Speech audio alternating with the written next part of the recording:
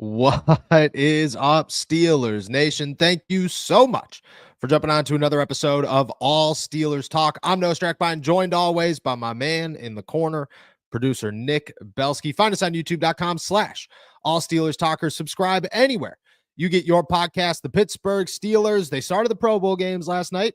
Nick just reminded me that happened 30 seconds ago, so we'll run through that real quickly, but there's been some emergence of some conversations. Najee Harris's expected contract, expected market value has finally reached the surface, and we're going to dive into whether or not the Pittsburgh Steelers could actually bring him back, if it's a deal worth signing, and if he's actually going to get that money in free agency. There's a lot of talk right now about George Pickens and Art Rooney's recent comments about the situation. We should probably discuss what actually happened and maybe what I took away from the situation, what Nick took away from the situation. And then two former Pittsburgh Steelers should make them their way back to the Pittsburgh Steelers this offseason. At least that's my opinion here. We'll dive into that as well. I don't know what it is this morning. Maybe it's the rain. Maybe it's a Friday. Couldn't tell you. But it kind of feels like we're talking right now and it's midnight and we got to get the juices flowing. I feel like Justin Jefferson catching balls with big hands was not enough to get me going, not enough to carry me through the early morning stages here. So it's time for us to kind of pick up the energy. How you feeling, my friend? I'm extremely happy that it is the last day of January because this month has felt like a year and a half. You're a January last forever guy, huh? This January, it's felt like it's lasted forever. I mean, does it feel like we were in Vegas this month? No, True. Because that feels like it was 3 decades ago at this point. So I'm happy that we're getting to February finally, and we all know what's going to happen. Now that we're all complaining about January being so slow, it's going to be December before we know it. Yeah, 100%. Or it's going to snow all of February, both of which suck. I'm not about either of them. So I didn't learn about the January last forever thing until this year. I emerged on social media a little bit more than I usually do, and I was like, well, everybody hates January, huh? This is terrible. But I mean, we're here. We made it. I thought January ended a year ago. That's okay. The Pro Bowl games are getting us through. Did you watch the Pro Bowl games? Any of it? Did you see Russ? I saw a couple of clips. I saw Russell Wilson's go on the accuracy passing. I saw that. I didn't see what happened, but I saw a picture that Cam and Miles Killebrew did like a newlyweds sort of thing. So What? I don't know. I wasn't tuning into that. To be completely honest, I think they jumped the shark with the Pro Bowl a long time ago, and it's not worth watching at this point. Like, shout out to the guys that are there. Yeah. Honored to be there, I'm sure. And I'm sure they also get a nice little bump in pay, but like, it's not good television. No, I didn't even know what happened last night. I woke up this morning, went on Twitter, saw a bunch of clips, went, what? The Pro Bowl is on Sunday. What are we doing? Nope. Starts on Thursday now. Had no idea. All I saw was Justin Jefferson trying to catch footballs with big gloves on. And I said, yeah, we're done, man. Missed the days where it was just golf and I missed the days it was just a Pro Bowl game. Yeah, me too. But that had to go away. You know, we knew that was going to go away. Otherwise, it would have been Drake May and a bunch of rookies running around because all the veterans would be like, dude, I'm not playing 18 games and the Pro Bowl. That's just wild to me. I'll get my paycheck and leave. I don't know. It's bad television. It's bad times, but the Steelers have 7 guys there. And that's what you got to remember. That's a team worth celebrating right there. Let's talk some Pittsburgh Steelers football outside of fake Pro Bowl game football. Najee Harris has been pretty high on the list of conversation this offseason. I feel like we've talked about him a bunch. People asked all season long if the Steelers were going to re-sign him, what they'd re-sign him for, what his contract would look like, if the Steelers had any shot of bringing back Najee Harris. And we still get those questions today, many of which I have answered the same way. But a lot of times that conversation is, you got to wait and see. You have to see what his value is going to be. You have to see what his market's going to be. The Pittsburgh Steelers would probably bring him back on a cheap deal if that presents itself. But is it going to present itself? I still don't think we know. But his market value has come out. According to Spotrac, whatever you want to call it. I call it something different, I feel. Najee Harris's market value this offseason is $27 million over 3 years with a $9.2 million average, which would make him the sixth highest paid running back in the NFL. $9.2 million is higher than his fifth-year option that the Pittsburgh Steelers chose to decline. They are looking for a running back situation, but Art Rooney said that there's an opening for a job there, and he's not going to turn away anybody who could fill that opening to the best of their abilities. Najee Harris isn't a guy that comes in here and stinks by no means. He's going to get you 1,000 yards. He's going to keep things going. He's going to have some big runs. That's who Najee Harris is. $9.2 million a year, $27 million over 3 seasons, sixth highest paid running back in the NFL. I'll say this. I kind of see Najee Harris getting this deal. I think it's very possible that a team like the Dallas Cowboys, a team like the San Francisco 49ers, who could use a very reliable backup running back for when Christian McCaffrey goes down. Najee Harris is as reliable as they come. This man literally snaps in half sometimes during games, gets up, things are okay. You don't eat some banana pudding on Thanksgiving, the guy's totally fine.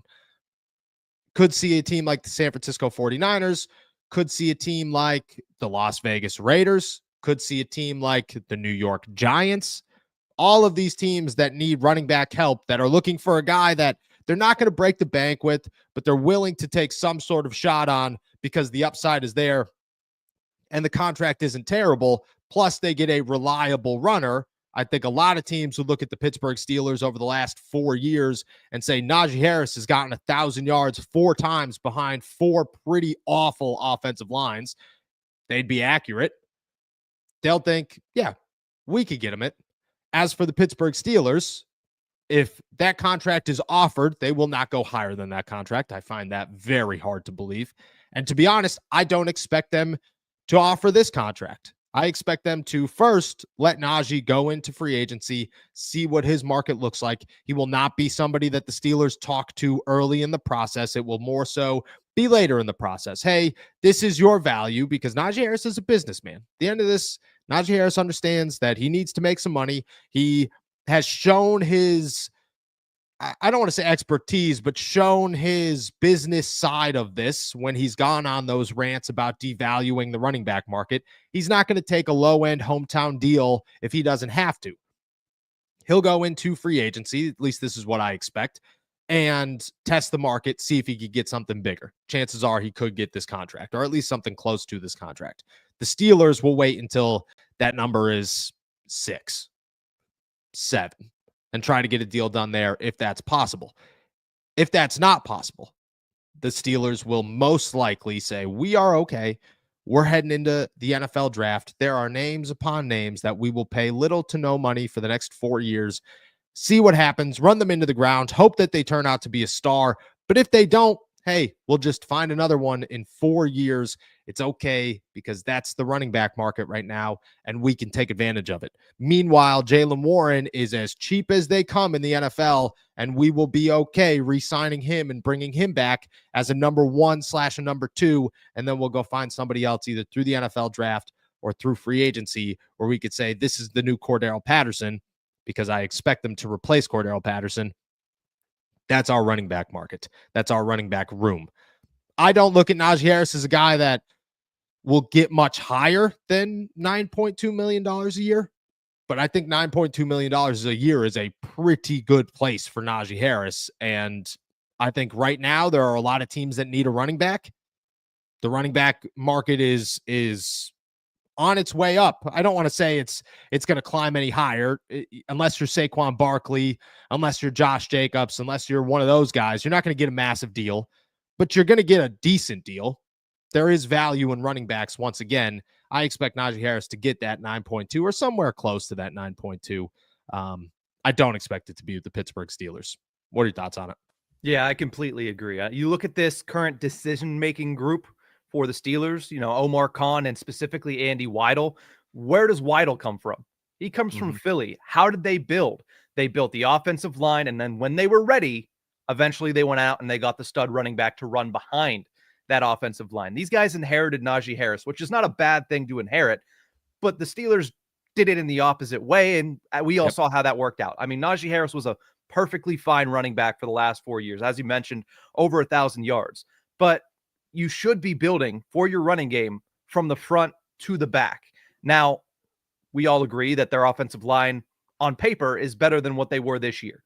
So if they get better, maybe, just maybe, you go out and you bring in the guy at running back in a year, maybe in 2 years. But that's not this offseason. You're not paying a lot of money for a running back when you still have to figure out whether or not this offensive line is ready for showtime. So I think that it doesn't make sense that they'd bring him back. And I think all signs have pointed to that, especially, I mean, you don't pick up his fifth-year option. I know everybody said, oh, maybe they just want to see what he looks like in Arthur Smith's offense. But Yeah. did he show you enough to where you're willing to pay this guy $9+ million a year? Did he show you enough that you're willing to make this guy the 6th highest paid running back in the NFL on your team when you still have questions on the offensive line, when you still have questions all over that offensive side of the football? No, I think that the $9.2 million a year makes a lot of sense for him. That puts him right between James Conner and David Montgomery when it comes to average contract value per year. So I think it fits well. I just don't think it fits well with the Steelers. I completely agree. Yeah, there's too many questions. There's not enough cap space. There's too many other positions to sign. I mean, you look at it and say, Najee Harris, here's $9.2 million. We still have to go figure out our quarterback situation. We have to go sign a wide receiver. We're going to need some defensive linemen. Even if they do everything they can to create cap space, the Pittsburgh Steelers are looking at a situation where it's still, $80 million that they come up with. You're going to waste 10 of those on Najee Harris. The formula doesn't add up. It's almost like an easy answer in a situation where Najee's the best thing available. The running back market is the quarterback market. Then yeah, I could see that happening, but it's a situation where there are so many good running backs in the NFL draft. The Steelers had to have known that coming into this. You're not going to pay, even if Najee's market value was $6 million. I still think unless the Steelers could get him for very cheap, there's just no chance that they would even consider it. And I honestly think that if Najee was worth $5 million this offseason because the market value was so bad, they'd take him over Jaylen Warren and they'd bring him back and then they'd go get somebody else. But because Jaylen's going to be $2 million a year, I mean, there's just no point in bringing a guy like Najee Harris back. They're not for the money that he's probably going to make, and I do expect him to go out and make that money. All right, let's talk George Pickens next. There has been a lot of talk this week, a ton of talk, too much talk to avoid about George Pickens, the comments from Art Rooney about George Pickens, and why it means that Art Rooney basically said George Pickens stinks and he's gone. We can't do it anymore. I saw article after article. Every morning I wake up, I have the same routine. I jump on, I do a bunch of work at 6 o'clock. By 6:30, 6:45, I'm scrolling through the internet looking at Steelers news because did I miss anything? Is there anything out there that I need to get my hands on? Is there anything out there that we need to talk about? That's where you start your day.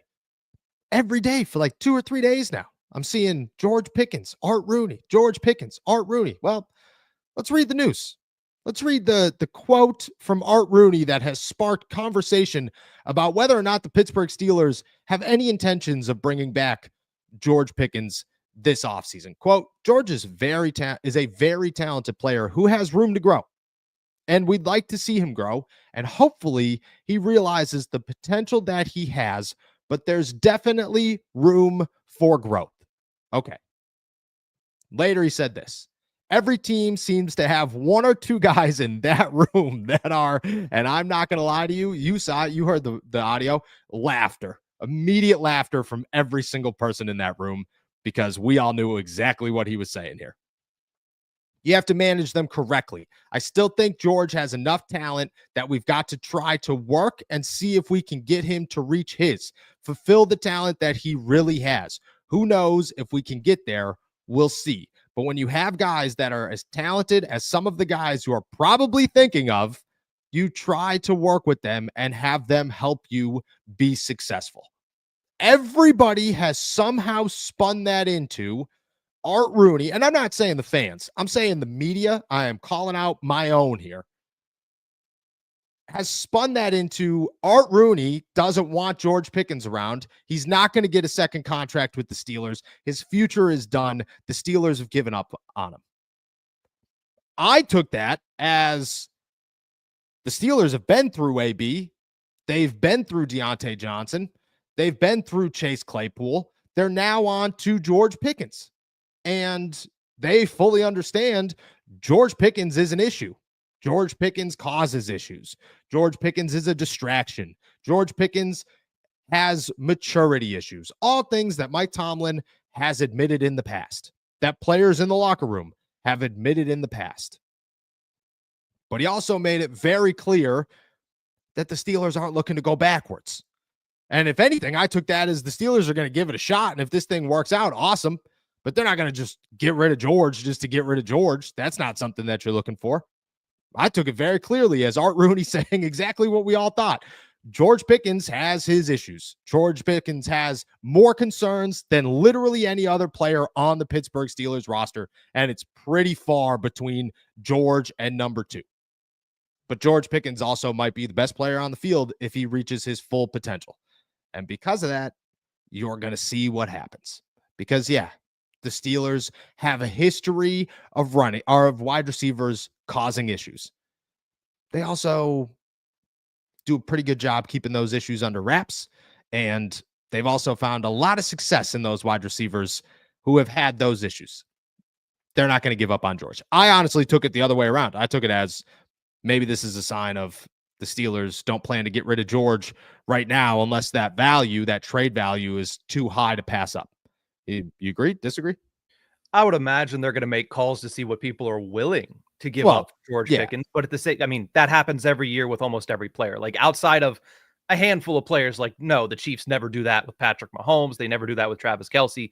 But most teams are going to say, all right, well, let's see what the board looks like right now. And I'm sure that happens in every market. That happens with a lot of star players. But what I took from Rooney's comments there were exactly what I think we've all expected.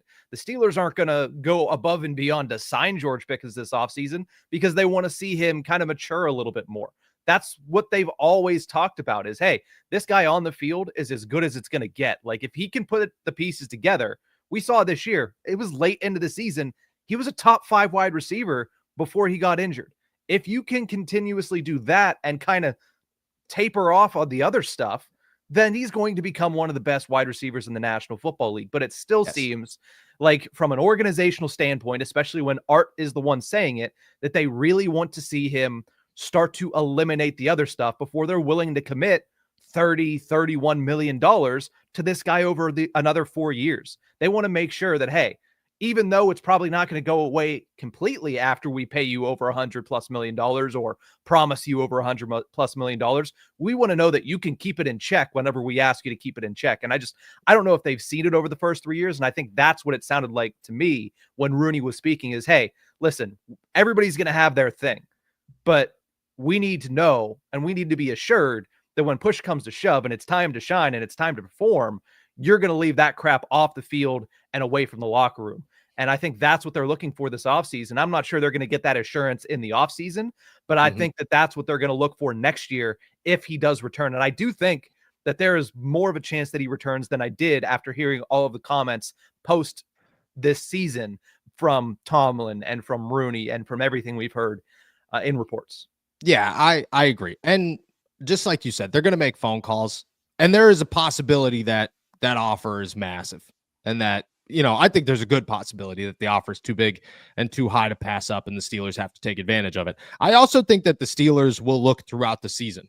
Like this isn't going to end, you know, this isn't going to be like George is backed up again. He is the top trade piece for the Pittsburgh Steelers from now until week 9 of the regular season. And if the NFL pushes the trade deadline back, it'll be until week 10 of the regular season. Like that's where we'll sit with George Pickens. And at any moment he could get traded. That's probably how that's going to go down because the Steelers are going to look at it and say, George, we either have to know by the trade deadline that we are okay with George walking away for nothing, or that George is going to get another contract, or that we're okay franchise tagging him for a season, which is another possibility. But there's so many questions to answer. The one that I don't see is the Steelers just moving on from George. Like They're not. I mean, I was told we started this conversation.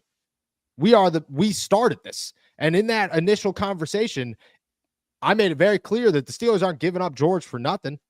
And Art knows that. I mean, Art's comments pretty much solidified that George is a great talent. You're going to stick with that great talent. You're going to hope that he matures and he stops being an issue and he plays better in big moments. If he could do all that, awesome. Chances are he's not going to do all that. Nobody's banking on that happening. Otherwise, Art Rooney would be like, I have confidence that would go down. No, he kept saying, we'll see. We'll see. We'll see. They will see. And if it works out, awesome. If it doesn't, no. But they're not holding that expectation. I mean, everybody could think something else. I get it. And again, I don't think it's really the fan base. I think it's more the media who has spun this somehow into George is gone. Definitely it's happening. Like, no, from the jump, it's if the compensation's right. Sure. But right now, Art Rooney and everybody else is fully aware of how good George Pickens could be. And they're not going to just walk away from that situation. All right, let's finish off our agenda here with two names that I'm going to push, and I'm going to start pushing it right now, that the Pittsburgh Steelers should go out and sign, that they are not end of the day biggest answers possible. They are not guys that you're looking at to save the franchise by no means. It is fillers that you can utilize right now, where next year you could target these positions because, or in 2 years you could target these positions because right now you just don't have the space, the time, the capital, or the draft picks to make it work. That's how I view this. Let's say the Pittsburgh Steelers target some wide receivers this offseason. That's pretty much a guarantee, right? They're most definitely going after some defensive linemen. Also a guarantee. Everybody and their mother has made that very clear. The Steelers have literally been inches away from defensive linemen throughout the entire week at the Senior Bowl. Every video I see, Mike Tomlin's like sniffing the guy. He's like, I'm right there. We got to believe that defensive lineman is happening for the Pittsburgh Steelers. Running back is, I mean, they're not going to leave it as Cordero Patterson. There's a job opening. They've made that clear. They're going to spend some capital on running back. Quarterback is another one. Corner's next. And I look at corner and say, you have to go get somebody on the outside. Well, if that's Dante Jackson, I don't think it's your best move, but I don't think it's your worst move. I think that you could hope Corey Trice turns into something without holding any expectations that he's going to, because he's been unable to stay healthy. And inside, you got Beanie Bishop, who you're going to put some faith in. You're going to hope turns into that guy. But, I mean, I think that him getting benched and really playing nothing by the end of the season changes a lot in his outlook for the Pittsburgh Steelers and where they stand. The way I look at this is I start with this position. Corner. Inside corner. Slot, nickel corner. That's where the Pittsburgh Steelers should look to bring back a relatively cheap veteran who continues to make plays, who's familiar with the defense, who they have had here before, who, I mean, by the end, people had complaints, but I think overall was not a bad move for the Pittsburgh Steelers. And I honestly think that if everybody lets me explain, the plan works out very well. Mike Hilton is my first name. Former Cincinnati Bengal. 12 tackles for loss his last 2 seasons consecutively. He'll be 31 years old by the start of the season. 1 interception last year, 2 the year before. The guy's a guy who always comes up with something at some time, and he knows how to tackle. Is he the most reliable corner when it comes to coverage? Definitely not. But this is where you come into, this is where the plan comes into place. The Steelers aren't going to go out there and find a coverage slot nickel corner that is perfect. Their options just are too limited. They're always too limited. If you have a fantastic nickel corner, you don't let him go. Nobody lets that guy walk because you can't find another one. You're going to search high and low to go get that guy. But it's why the Arthur Millettes, it's why the Mike Hiltons, it's why the Cam Suttons, it's why the Beanie Bishops of the world all have jobs all the time. Because there's just always a need for a slot corner. And if you don't have one, if you don't have Marlon Humphrey, it's a pretty steep drop to the next level. The Steelers could go out and get Mike Hilton for cheap. I would imagine very cheap. You bring back Beanie Bishop. You hope Corey Trice helps. That's how I look at it.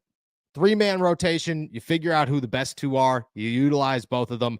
I'm kind of hoping it's Corey Trice that can make his name and his money on the inside. That could be a physical, lengthy corner who could keep up with these guys. I think he plays well on the inside. He looked very good on the inside during training camp last year.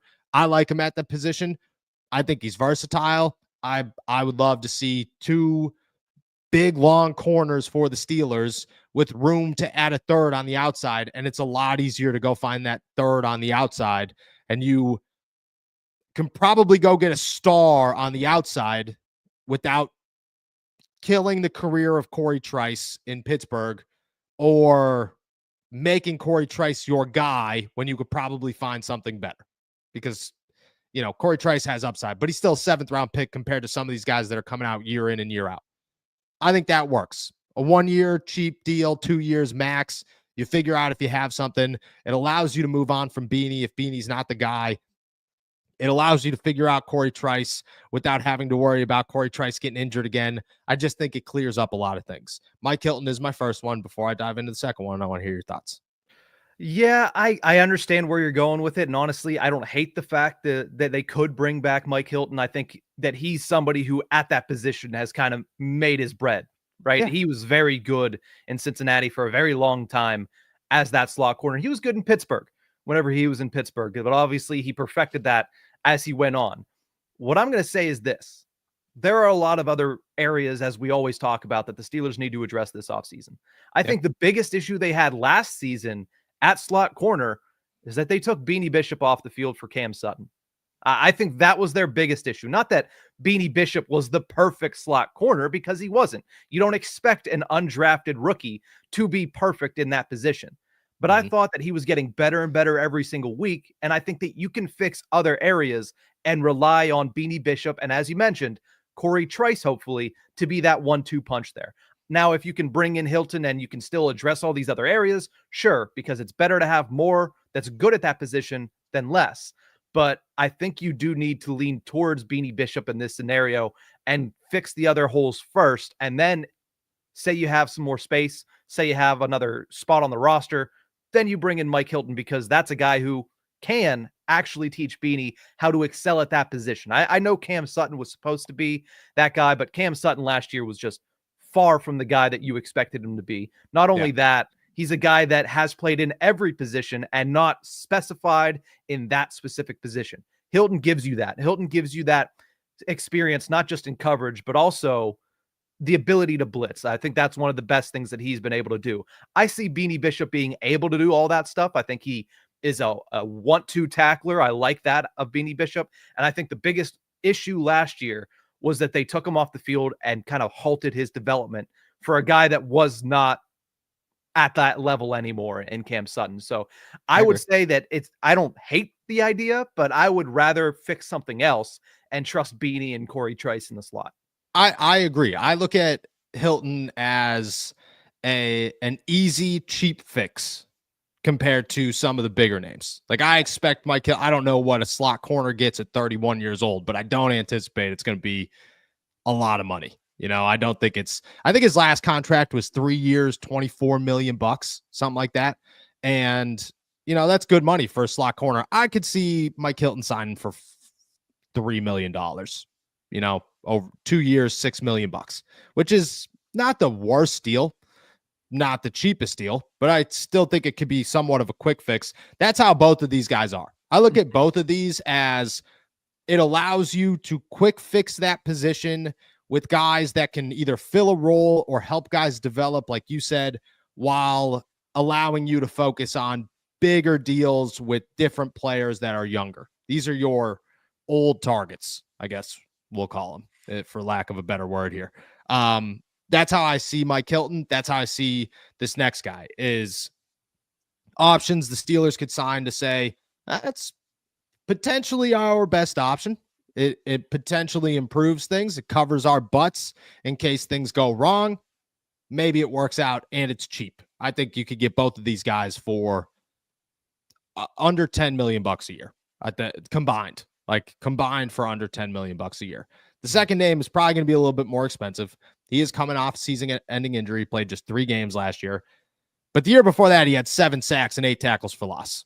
And at 31 years old, he's still doing his thing. I would be shocked if the Steelers don't at least give him a phone call. He fits that middle, plug him in the nose tackle position as good as anybody in the NFL. The Steelers desperately need that position. You got to think that the Steelers have tried with Keanu Benton and it worked, but that's not where Keanu should be. He's too good to be there. And you need a Tyson Alualu. You need a Javon Hargrave. You need a Casey Hampton. You need somebody who could come in here, be a reliable vet, plug it up so you could fix everything else on the defensive line. Javon Hargrave is that guy. Why would you not go get Javon Hargrave? If you could get Javon Hargrave for $6 million a year, $5 million a year on a 2-year deal, at him end his career, he's made a boatload of cash. This guy has made a ton of money in the NFL. When he signed with the 49ers, it was a record-breaking defensive tackle deal. He's made his money. He's done his things. Bring him back to Pittsburgh. Sign him to a 2-year deal. He's got a relationship with Cam. He loved the Pittsburgh Steelers when he was here. He's a former 3rd-round pick that worked out well in Pittsburgh. Bring him back when he's old and cheap, like Mike Tomlin says all the time. Plug him in at your nose tackle. Move Keanu Benton over. And now, if you're the Pittsburgh Steelers, all you have to do on your defensive line is find young depth. That's what you have to do. You could go into the NFL draft and say, we could use a 1st-round pick on a defensive tackle if he's available, but there's no pressure for us to. So that means that if Ashton Genty's there, that means if Emeka Ibuka's there, that means if Matthew Golden's there, if Ben Morrison's there, you go with a different position. There's no urgent need to say we need a starter right now. We just need some really good depth guys. We found a Keanu Benton in round 2. We could find another one. Javon Hargrave's the easiest signing I think the Steelers can make this offseason. I just expect him to be not a lot of money. He's a risk because of the injury. But, I mean, if he comes back here and he's good, which he's been his entire career, he plugs up your nose tackle position and he works perfectly to say we have just eliminated a pretty massive need on that defensive line. Yeah, this one I completely agree with. I think you look at your defensive line as probably the biggest piece that you need to fix this offseason, or you need to figure out. I don't want to say fix because Cam Hayward was a beast. And Keanu Benton, if you put him in the right position, like you've been saying, he is an absolute stud. So you just need to kind of fill out that room in the correct way. And I think Javon Hargrave is step number 1 to doing exactly what you want to do. I think this is a room that is going to be looked at very heavily by Andy Weidel, by Art Rooney, by Omar Khan, by Mike Tomlin all summer long. They're going to need to fix this because they got embarrassed last year. Let's not mince words. They got embarrassed down the stretch because their defensive line got bullied week in and week out. That was the biggest issue with the Steelers defense, is that they could not stop the run. They need to be able to do that. And I think adding Hargrave kind of lets you put the pieces in their correct place. And you can go into the draft and add depth that can come in and kind of supplant these guys and not have to be immediately placed into the fire, right? That's what you want. We've seen guys step up when they shouldn't have had to, like Mason McCormick. That's great. But we all agree that it would have been best if Mason could have sat there, learned for a year, and then debuted next year. Now, did he handle it well? Yes. But that is not the ideal path for a lot of these players. That's not the ideal path that the Steelers want for a lot of these players. So bringing in Hargrave not only allows Benton in year 3 to kind of go off and be in his actual position, but it allows the Steelers to draft a guy and be able to develop that guy to be great in year 2 and year 3, depending on who they end up drafting. So I like this one a lot more. The Hilton one, again, it's not a bad idea, but I think that the best answer is still within the building. For this, I think that you're going to need multiple names. You're going to need multiple answers from multiple different places. And I think Hargrave out of free agency is the best place to start. Yeah. If you could secure, that's like the most wasted position in football. Like if you're the Pittsburgh Steelers, look at Keanu Benton, a perfect example. They have one in-house. They used a 2nd-round pick on a dude who's a stud, and for the first 2 years of his career, they've had to stick him at nose tackle, where he gets the least amount of playing time on the defense. Go get like if you get Javon Hargrave, you have Montravius Adams, you don't need another nose tackle. Now you focus on the important defensive tackles, which is who's playing behind Keanu Benton and who's playing behind Cam Hayward. Who are those guys? Is DeMarvin Leal good enough, or can you use him as your 4th outside linebacker, which is another option? It just makes things So much easier. And then go find just like the 700-pound dude we looked at yesterday. Yeah. Like that's who you find eventually to just be like, well, there he is. That's the nose tackle, unless an Ndamukong Suh comes out of nowhere. There's just in the Steelers defense, they run too many sub packages to sit here and justify utilizing a big name at that position. You just, it doesn't make any sense. It really does. That's why Tyson Alualu turned out to be perfect there, because on running downs, it worked really well. But besides that, you didn't have to waste a bunch of capital on that position. Now they have to be good, because when they're not good, you have issues. But Javon Hargraves is cheap, most likely, and good. I mean, he was guaranteed $40 million in his last contract. I feel like he's going to be okay with a cheap $6 million, $5 million deal. Especially coming off an injury. Yeah. At 31 years old. I think he'll be very much so okay in the NFL. All right. That's everything on my agenda today. It's time to finish out the show the same way we do every single day. We're going to answer all of your questions, so make sure that you toss them in the chat. We'll get to all of them before we head out of here. Nick, I'm going to start with you. What do we got? Yep, let's kick things over to Marlon Lewis to get us started. Says, do you think moving on from Najee is more that he doesn't fit a Justin Fields offense like a shiftier pass-catching guy would? Yeah. No, I'm going to say no. I do think that you want a more explosive back. I don't think you need a pass catching guy, but I think you do want you want to try to find a Derrick Henry. You want to try and find a Saquon's like not the right word, because Saquon is different, but James Cook's a great example. Shifty, able to do everything, has explosive speed. That's what the Steelers need. They have no explosive speed on that offense, none whatsoever. So if you are sticking with Justin Fields, you want a guy that could do the same things, provide that same spark. You don't want a guy, Najee's great, but Najee slows the game down. And that's not what the Pittsburgh Steelers should be doing on offense. They don't play well when they slow the game down. They play way better when it's up tempo and things are moving. And Najee's able to play up tempo, but he slows the game down because of his pace and because of his yardage and that kind of stuff. So who Najee is, I just don't think fits what the Steelers need. Not saying that's not what the Steelers are going to go get. I just don't think it's what the Steelers need. Let's go to Dalton, who says, what is your favorite position group for the Steelers right now? Running back is definitely my favorite position. It's just top to bottom, fully loaded and ready to go. That's my if we're talking NFL draft, we're guessing. I think Dalton's asking just in general on the Steelers roster, which position. Oh, is it bad that I'm saying tight end? Is it? I mean, outside linebacker is the easiest answer in the book, but that's a boring answer. Inside linebacker, I don't hate either. I think there's potential there. It's got to work out, but I do think there's potential there. And I like the offensive line.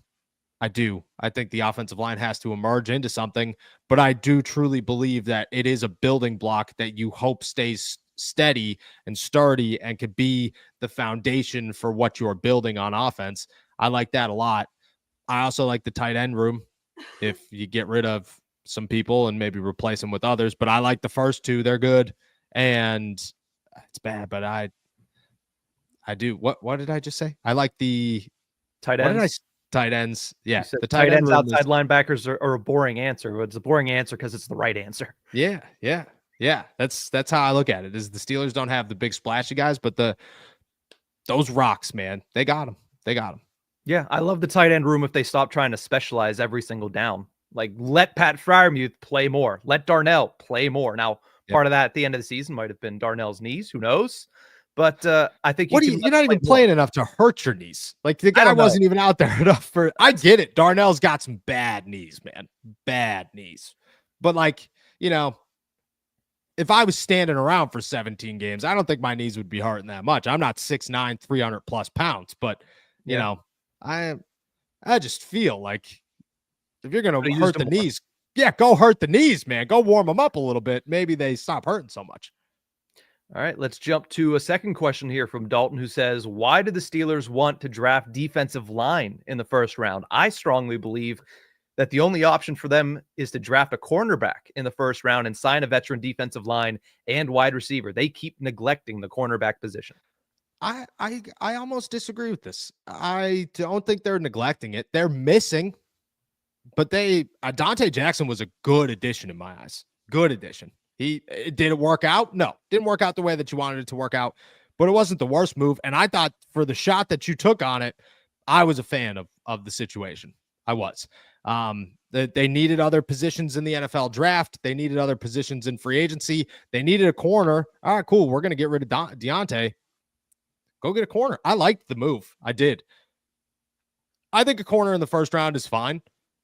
I think that's a good move for the Pittsburgh Steelers. Depends on how the offseason shakes out, but I wouldn't be opposed to a guy at 2021. I really wouldn't, depending on who falls, but I don't think I'm favoring defensive line. I'm really not favoring defensive line.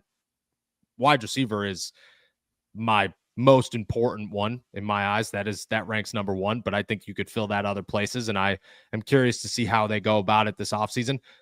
Corner might be, 2 or 3. I just expect them to re-sign Dante, and I just think it lowers the need because Dante is a starter, and if it's not the guy, you don't take it. Just don't take somebody. I think that's how I look at this. Is if it's defensive line, running back, wide receiver, or corner, is the best one that's there, you take. That's how I look at it. If the best one of those position groups, you take there. All right, let's go to Yinzer Joe, who says Najee Harris averaged 4 yards a carry and 60 yards a game. Is that sustainable, especially toward playoff games?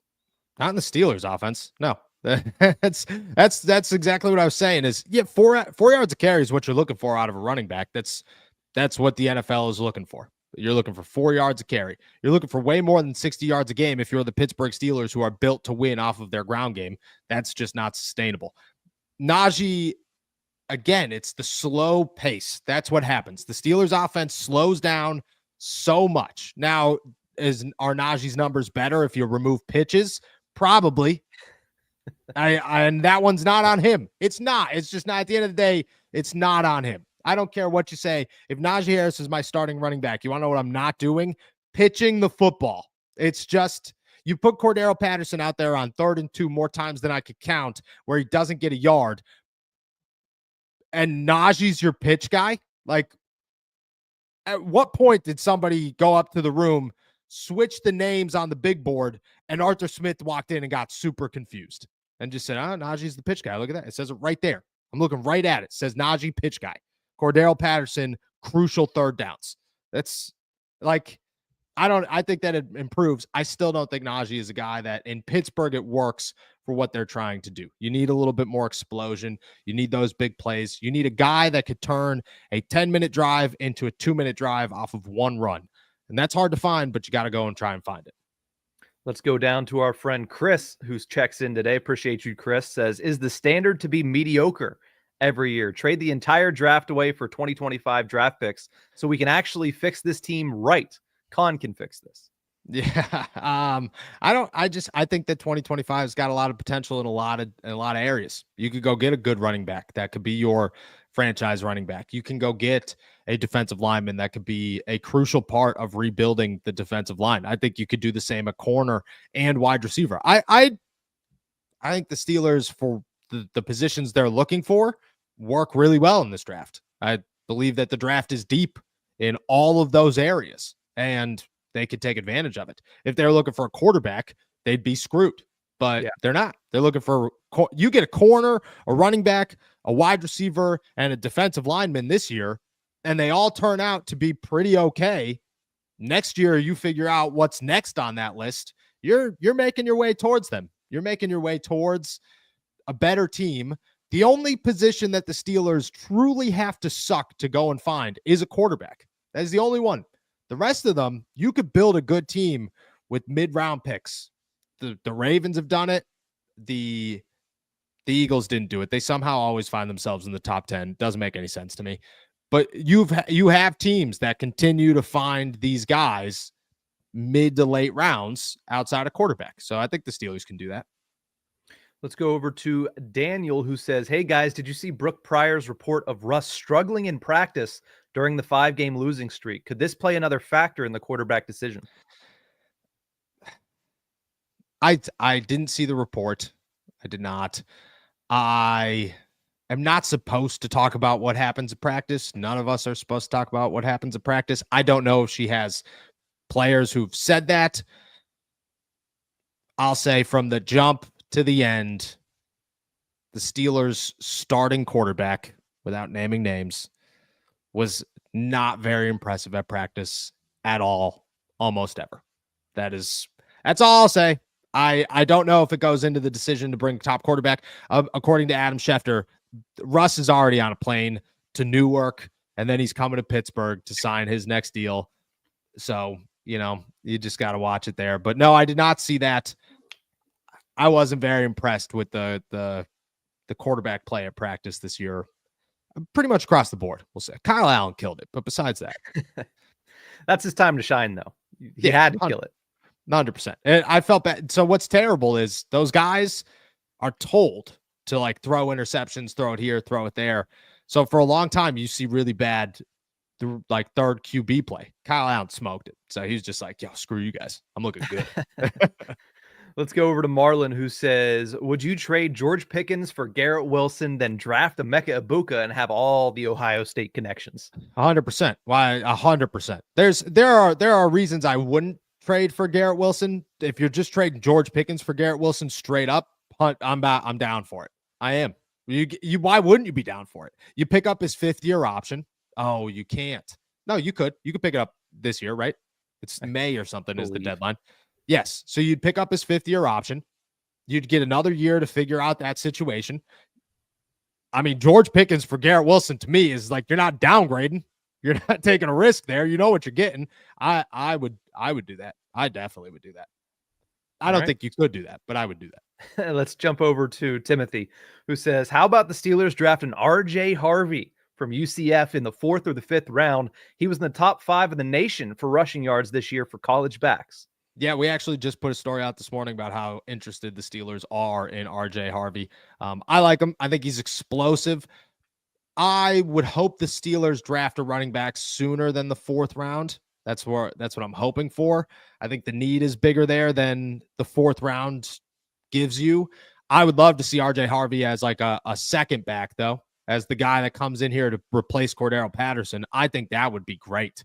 If you could get a young, explosive dude who, could probably work and kick returns, maybe a special teamer, but you have Calvin Austin on punt, so you don't even need him there. I would like RJ Harvey later in the draft. I hope they address something earlier, but RJ Harvey is shifty and fast, and I love both of those things. Let's go over to John, who has 2 questions here. First, any chance the cornerback Ryan Watts we drafted last year can turn into a decent player? I mean, he had potential. He did. He does. You got to see with the neck injury. Neck injuries are serious. They're very unknown. You can't really determine. Like, it's not an ankle. It's not a knee. I know that everybody suffers these big, giant knee injuries, and everybody's like, I don't know if he'll ever come back. Neck injuries are the one where you don't have those big, splashy headlines, but it's just as I don't know if he'll come back. I mean, you saw Trenton Thompson, who just retired this past season after suffering a neck injury and never really being able to be right again. You got to hope that's not the same for Ryan Watts. Scary situation. We'll see. I don't know. I don't have an answer. He looked good before the injury. He looked like he was starting to grow. I had him making my final roster, but we got to see how he bounces back if he's able to come back from a neck injury. Yeah, and not all neck injuries are created equal either. Like, it depends on where you got injured, like what part. At the higher your injury is on the neck, the more severe it is. So we don't know where on his neck was actually injured. And if it's lower, yeah, there's a chance that he has, more of a fruitful career. If it's higher, then it's going to be harder for him to come back and be effective and maybe even come back at all. But again, we don't know any of that information, so it's kind of hard to judge. All I'm saying is, like, don't just see neck injury and put it into one bucket. No. There's many different outcomes for a neck injury, just like there's many different outcomes for a knee injury. Yeah, that's why, dude, the word stinger in the NFL is the crap out of me. Yeah, one of the more serious injuries, and I think it's the most overlooked injury that you could have in sports. Let's go to John's second question here. Wasn't Braden Fajoko lauded for his run stuffing ability? Seems like he was just wasted on the Steelers practice squad. I thought Braden Falco was going to make the 53-man roster last year, not in 2024 and 2023. I thought he played well. I was a fan of Braden Falco. The Steelers obviously were not as big of a fan of Braden Falco. I don't know why. They know things that I don't. They judge guys differently than I do. They make the calls. I do not. I like Braden Falco in 2023. At this point, I'm okay with him not being on the active roster, but I was shocked that he didn't make the active roster in 2023. I agree with you. Let's go to Pittsburgh Hornets, who says, what are you hearing the Steelers are doing at the Senior Bowl this week? Any new interest? It is all the same stuff, which is awesome. It is a lot of wide receivers the last 2 days. It's a lot of running backs, and it is a ton of defensive linemen. That's what you're looking for. The Steelers don't have like that one guy that they are just like hung up on. This is it. Mike Tomlin's making them go up against other guys like Roman Wilson last year. But I don't think the Senior Bowl has like that really big name that you could last year. The Senior Bowl was loaded. It was a great Senior Bowl. And you had the Roman Wilsons.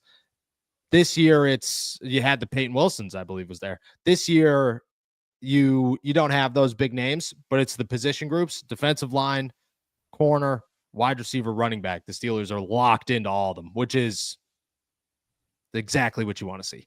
Yeah, I'd have to keep looking, but last year I remember my favorite story was that Mike Tomlin was walking to the receivers and the cornerbacks and just throwing people at Roman Wilson. Like, Yes. hey, you go cover Roman. Hey, you go cover Roman. I'm interested to see if he's doing that with anybody this year, because obviously that's a tell as to who they like. Now, it could change between now and the draft, but I think that's a good early tell as to, hey, they really like this guy because they're trying to see every possible corner and every possible corner type against this guy. And that's why, I mean, again, we talk about it a lot.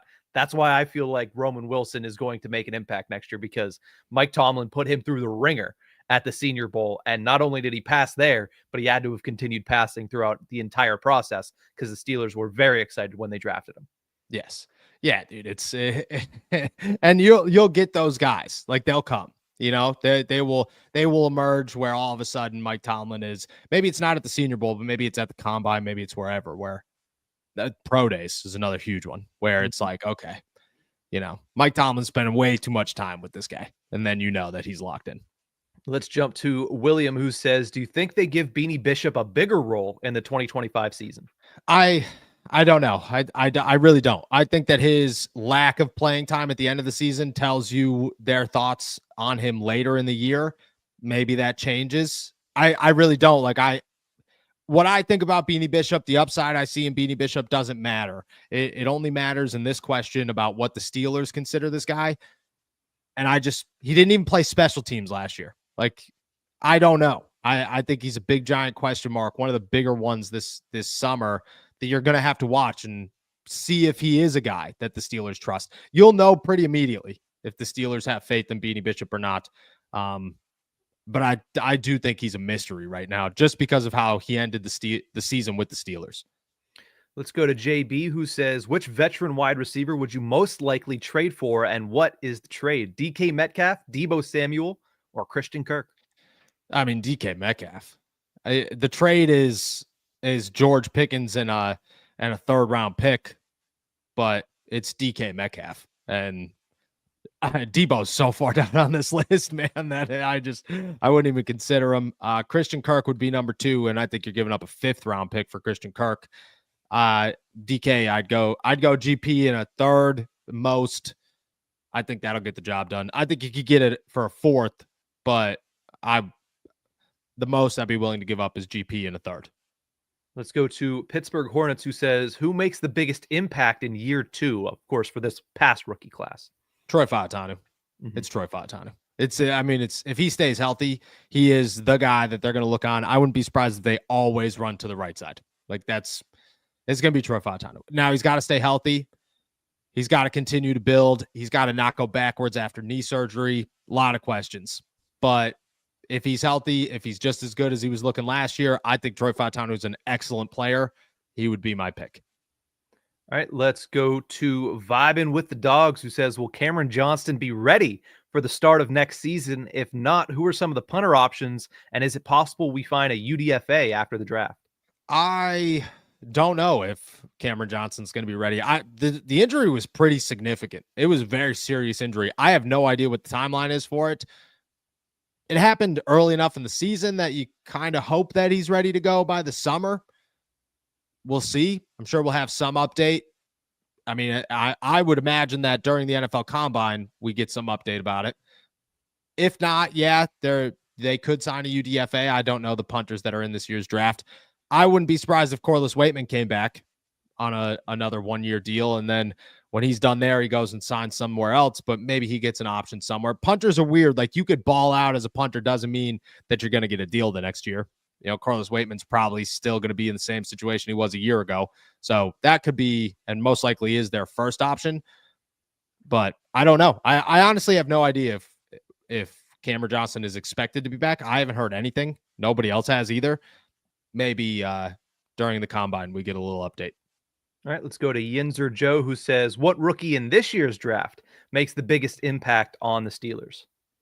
Whoever the running back is, that's the answer. The wide receiver is going to be slow played into the role. The running back is going to be given a massive opportunity behind Jaylen Warren. That's my guess. And same if corner was there, slow rolled into the starting lineup. If he even gets into the starting lineup, defensive line will easily sit behind Keanu Benton and Cam Hayward. He won't have that massive of an impact right away.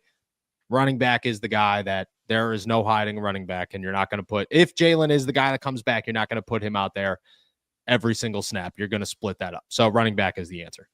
All right, let's go to Jacob, who says, what do we think about J.K. Dobbins? I don't think he gets out of LA. That's what I think.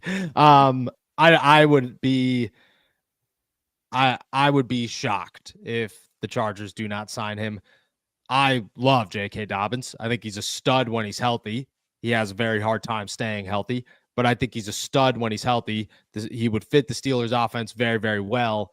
He would work well with Justin Fields if that's the move. I like J.K. Dobbins. I don't think he doesn't get signed by the Chargers.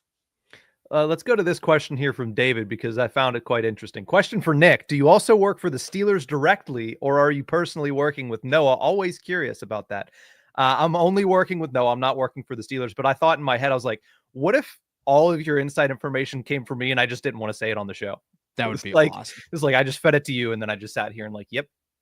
That would be incredible, actually. That would be. It's not what happens. That's not, It would be Jamie from Joe Rogan times a billion. That's what this would be. It's just like Jamie finds the information. Nick already has it. Nick just gives us the information. That would be, man, that would be a real, it would, I mean, what's playing in my head right now is Talladega Nights with what's his name said, what if you slingshotted me in for a win? Well, yeah, that would mean I didn't win. That's what's playing in my head right now.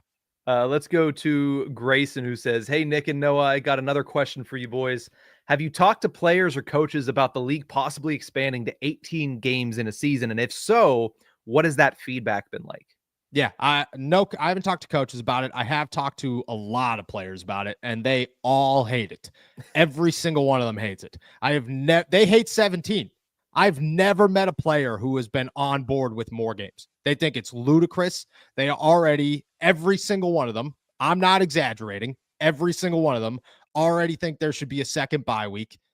They hate it, and they should hate it. It's a terrible idea. It's selfish on the NFL's part, and it just shows that they could care less about the players' safety. They are all about the money. So if you want to know what the players think, they hate it, every single one of them. Yeah, I mean, if they would have added another game at the end of this season, you could have seen the Steelers play the Detroit Lions too. That way it was. Yeah. After a 3-game, could you imagine? Because they're going to do it. They're going to go 18 games. They're going to have people play on Christmas on a Tuesday. And then somebody like the Steelers are going to get screwed into 4 games to finish off the season on, 20 days of work. That is just so wild to me. That is so, like, you are ruining your product as the NFL to do that just because you're going to make a boatload of money, which I get it. It's a business, but it's a bad idea. We got 2 more questions here. Let's kick it off with Aiden Alexander, who says, lots of Ashton Jeanty talk yesterday. If the Steelers somehow end up with him, does he turn into the bell cow back, or would he still split carries? bell cow with some help. That's what I would imagine. Him and Jaylen Warren are the guys, 1-2 punch. You're going at it. You're not going to get rid of Jaylen. Like, that's the thing is if you have two running backs, awesome. The Philadelphia Eagles use a lot of Kenneth Gainwell. The Baltimore Ravens use a lot of Justice Hill. Like, that's what you're looking at. You're looking at an Ashton Genty with a Jaylen Warren coming in there for a good chunk of snaps. And Jaylen Warren's not a bad player. You're not really like you're downgrading, but you're not downgrading. You're going from 1A to a really strong 2, maybe a 1B. And I think that works. But Ashton would be the guy. Jaylen would just be the guy behind him who in the NFL today, you have to at least have some split between your first and your second running back. Otherwise, your running back's not going to survive. Let's go to our local insomniac, Corey Davis, who says tuning in from Melbourne, Australia at 2 a.m. our time on Saturday morning. Quick question for you and Nick. What position would you play if you could play in the NFL and why? Go ahead. You go first. I want you to go first. Oh, I see. I'd probably just be a slot corner. Not anymore. Used to be a lot faster with a lot better knees. Not anymore. But back then, I would probably be a slot corner because I'm short. I was pretty decent in coverage, and I just feel like a Cooper DeJean type, to be completely honest. Okay. All right. I mean, hey, dude, Cooper DeJean is a stud, my friend. Absolute stud. I mean, if I could play any position, not be 5'8" and unathletic, I would probably be a quarterback. I feel like you put the ball in my hands, we're good. But the fun position is corner. You're 100% right on that. Like, I want to be the guy who is allowed to talk smack all the time, no matter what happens. You are allowed to talk. That's, I would love to chirp a little bit. That would make me. Not only that, you get all of that and you can blitz from time to time. That's what I'm saying. You get to tackle people, which is awesome. You know what I mean? You ever got a little built up frustration? Just want to lay somebody out. Awesome. Can't do that in real life. And you have like cool numbers, but a quarterback can't look awesome. Once you start looking too cool, you're like, all right, dude, you're not going to be good. You're just not. Lamar Jackson does it perfectly with just the visor. And you walk away, you go, all right, that was enough. Corner, you're decked out, head to toe. Everything's going on. You look fantastic. You're talking smack. You're making plays. Once in a while, you could score a touchdown. And you could still be like a punt returner. So that's cool. Yeah, I'm going corner. Corner is the only position that can consistently pull off a arm sleeve with a sweatband on top of the sleeve doing absolutely nothing. Nothing, but always making sure you didn't catch that football because I got to let you know that was me. 4 yards, it dropped 10 yards and out of bounds. That was me, dog. I did that. So, yeah, 100% corner. 100% corner. Yeah. That's a wrap for today then. Awesome. With that said, guys, we are heading out of here. Thank you so much for jumping on to another episode of All Steelers Talk. Make sure to subscribe to us on YouTube, youtube.com/All Steelers Talk. Check us out anywhere you get your podcasts. And as always, find all of our work at si.com/NFL/Steelers. With that said, enjoy a beautiful weekend in the Berg. We will be back Monday morning. Peace.